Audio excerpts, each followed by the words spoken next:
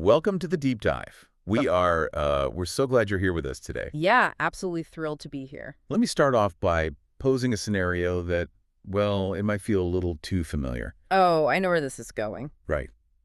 Have you ever wondered why highly structured environments, places with endless rules, towering stacks of manuals? Exhaustive daily checklists. Exactly. Why do those places still experience catastrophic failures? I mean, you see it in the news, or maybe you see it in your own industry. Oh, for sure. You'd think that with every possible scenario mapped out, risk-assessed, written down, an operation would just run like a flawless, predictable machine. But it doesn't. But things still go wrong, sometimes terribly wrong. It's a phenomenal paradox to explore. We often operate under this really heavy unspoken assumption that structure automatically equals safety. Right.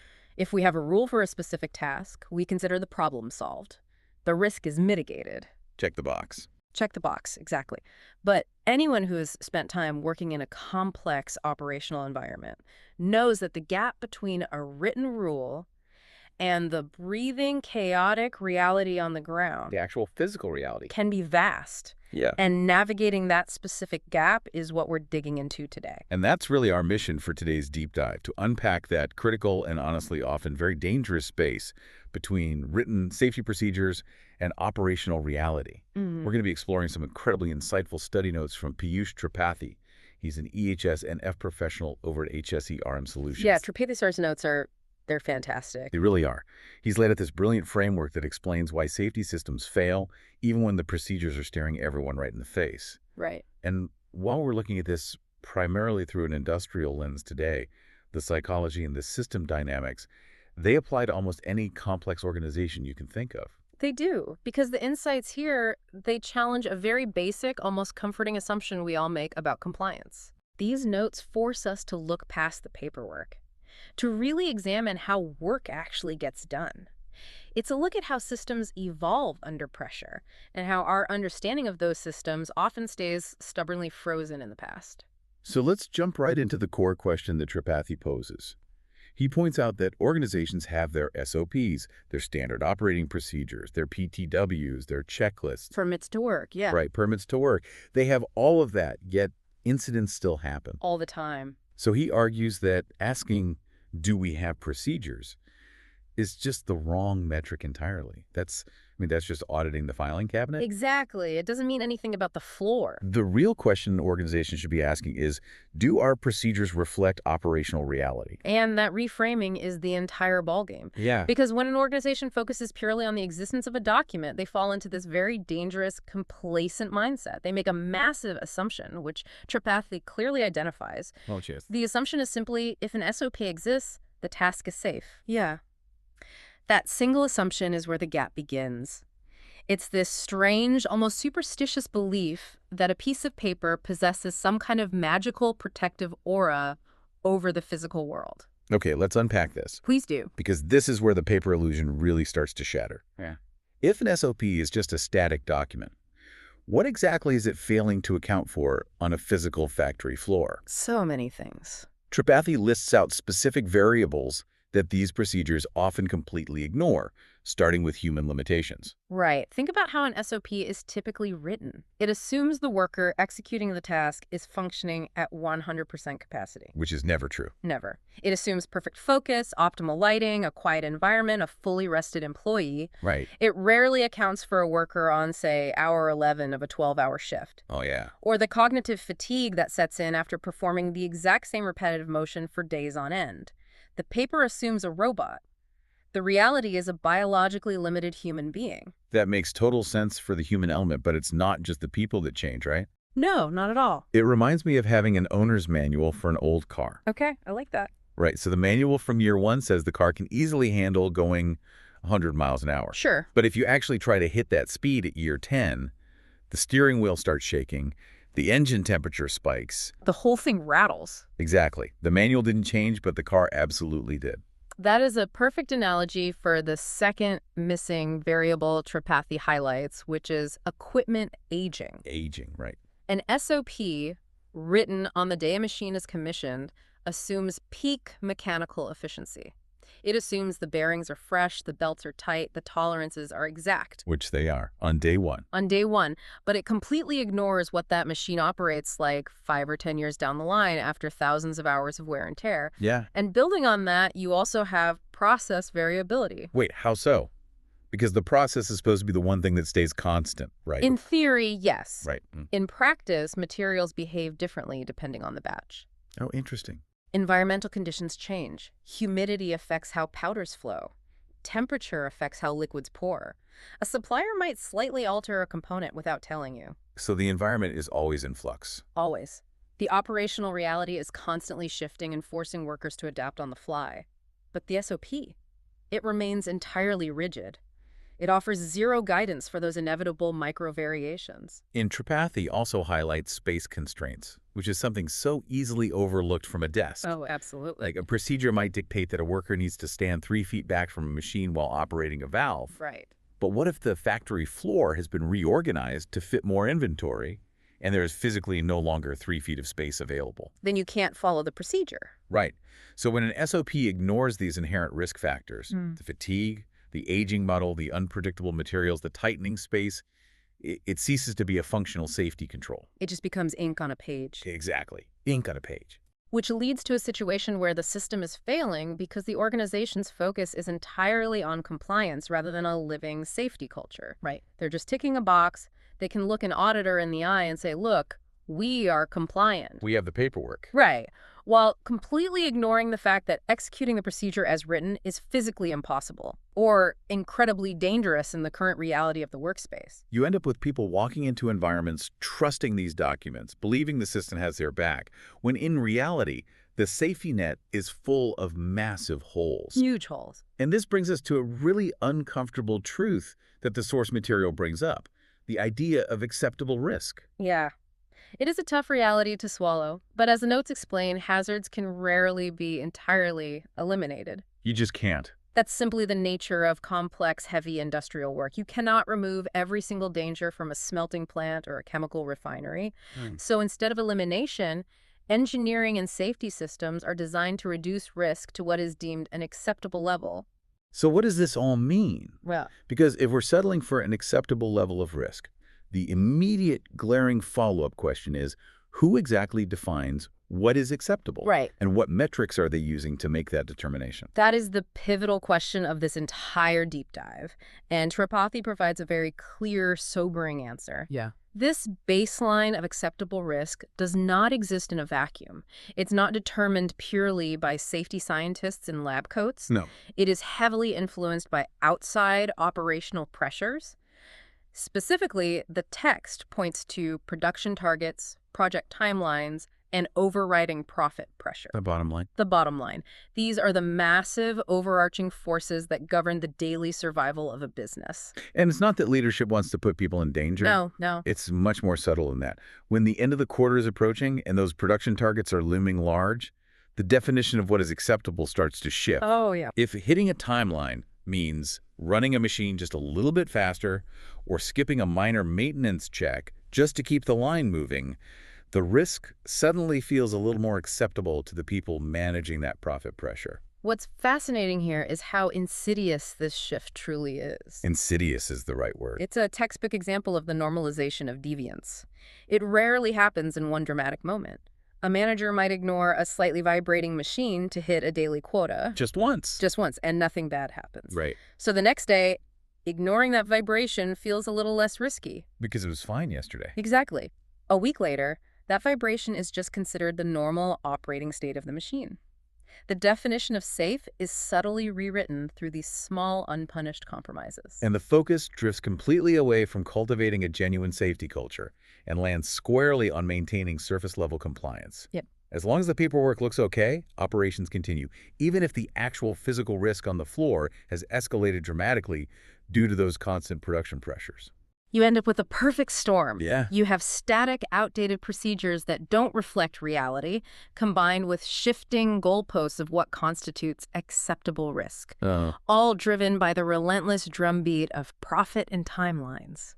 And that perfect storm leads us directly into What Tripathi identifies as the most common and arguably the most dangerous failure pattern he sees in his work. Yes. He calls it capacity creep. Capacity creep is the silent killer of organizational systems. It's perhaps the most critical concept in the entire document because it happens so slowly that the people inside the system often can't see it happening. Right. The text provides a very clear example to illustrate this. Imagine a plant starts operating on day one exactly at its initial design intent. Okay. Let's say it was engineered from the ground up for a 1.0-ton capacity. Every single element, the machinery, the layout, the ventilation, the safety procedures, is perfectly calibrated for that 1.0-ton load. But business goes well. Demand increases. As you hope it does. Exactly. But Tripathi points out that the response usually doesn't look like a massive, well-planned construction project with brand new facilities. Oh. It's much sneakier than that. The plant tries to do more with what it already has. So what does this creep actually look like in practice? Well, the notes detail it explicitly. It starts with adding more shifts. Okay. Then, management demands a higher throughput from the line. They stretch the existing equipment further and faster than before. To handle the extra output, they start squeezing operations into tighter and tighter layouts. And the crucial distinction here is that they are not installing new, upgraded machines to handle the new demand. Not at all. They are just putting significantly more load on the exact same 1.0-ton system. Which brings in a harsh physical reality check. You cannot simply demand more from a physical system without cascading consequences. They're going to break down. The text breaks down the terrifying physical manifestations of this capacity creep. First, the equipment begins running well beyond its intended duty cycle. Okay, what does that mean exactly? Well, if a motor was designed to run for 8 hours a day and then cool down, and now it's running for 18 hours a day to meet new targets, it is operating in a state of stress it was never engineered to handle. That inevitably leads to the next point in the text. Massive increases in maintenance demands. Huge increases. The notes specifically list wear, fatigue, overheating, and vibration. These aren't just abstract concepts. No. They are the physical symptoms of a system crying out for relief. The metal of the machine is fatiguing, the internal components are overheating, and the excessive vibrations are literally shaking the structure loose. Yeah. The equipment is fundamentally degrading under the increased load. And that degradation extends beyond the machinery to the physical space itself. Right. The notes describe how the workspace becomes cluttered because when you increase throughput, you naturally need more raw materials on hand. More stuff everywhere. Exactly. You have more finished products waiting to be shipped. Suddenly, those tight layouts become incredibly congested. The text highlights that this leads to reduced access and egress. And that is a massive congestion risk. Huge. If an emergency happens, a fire, a chemical spill, people cannot move as freely or escape as quickly because the floor is packed with extra pallets and makeshift storage. Right. The physical escape routes have been compromised by the need to store more product. Furthermore, in an environment pushed to its absolute limits like that, there is rarely time to shut the line down for proper structural repairs. There's time for that. Never. The text points out a highly relatable phenomenon. Temporary fixes become permanent. Oof. Because the pressure to produce never stops, a quick patch on a leaking pipe, a bypass safety sensor just to get through the shift, or a temporary staging area that partially blocks a walkway, these are never properly addressed. They just stay that way. They just become part of the new normal. A little bit of duct tape here, an extra pallet stored there, a machine running 20 degrees hotter than it used to. Yep. It is frightening because it happens so quietly. But the core disconnect that HSERM Solutions highlights is that while the plant has fundamentally physically changed into a completely different beast, the safe procedure stays exactly the same. Doesn't change a word. The SOP is still written for a pristine, perfectly functioning 1.0-ton capacity plant that simply no longer exists. The result, as Tripathi brilliantly summarizes, is a system that looks perfectly compliant on paper but is entirely misaligned with operational reality. So dangerous. An external auditor could walk in, review the checklists, read the SOPs, and give the plant a passing grade. Because the paper is right. Because on paper, everything is in perfect order. But in reality, the system is a fragile house of cards, heavily degraded by capacity creep and held together by permanent, temporary fixes. Here's where it gets really interesting, though. Okay. Because the notes don't just leave us with this bleak, terrifying picture of industrial collapse. No, thankfully they don't. They pivot to the solution. They outline the necessary leadership mindset required to move away from this dangerous illusion of compliance and towards a true safety culture. Yes. And the very first directive from Tripathi is uncompromising.